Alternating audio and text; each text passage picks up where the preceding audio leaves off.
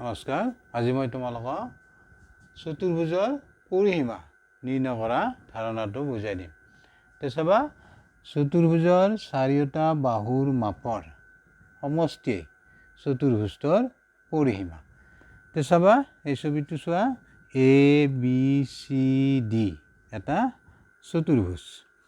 এই চতুৰ্ভুজটোৰ A B বাহুৰ এটা দৈৰ্ঘ্য তোমাক দিয়া থাকিব, বি চি বাহুৰ এটা দৈৰ্ঘ্য দিয়া থাকিব, তাৰপিছত চি ডি বাহুটোৰ এটা দৈৰ্ঘ্য দিয়া থাকিব, ডি এ বাহুটোৰো এটা দৈৰ্ঘ্য দিয়া থাকিব। অৰ্থাৎ প্ৰতিটো বাহুৰে একোটা দৈৰ্ঘ্য তোমাক দিয়া থাকিব আৰু দৈৰ্ঘ্যবোৰ তোমাৰ মিটাৰতো থাকিব পাৰে, চেণ্টিমিটাৰতো থাকিব পাৰে। তেতিয়া এ বি চি ডি চতুৰ্ভুজৰ পৰিসীমা হ'ব এ বি বাহু যোগ বি চি বাহু যোগ চি ডি বাহু যোগ ডি এ বাহু।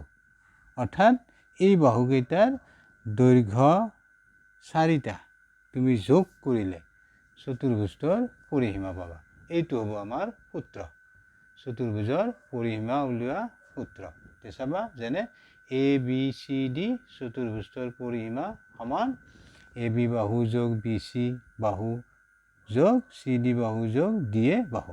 অৰ্থাৎ এই বাহুকেইটাৰ দৈৰ্ঘ্যকেইটা প্লাছ কৰিলে তুমি এই চতুৰ্ভুজৰ পৰিসীমা পাবা। এককটো মিটাৰো হ'ব পাৰে, চেণ্টিমিটাৰো হ'ব পাৰে।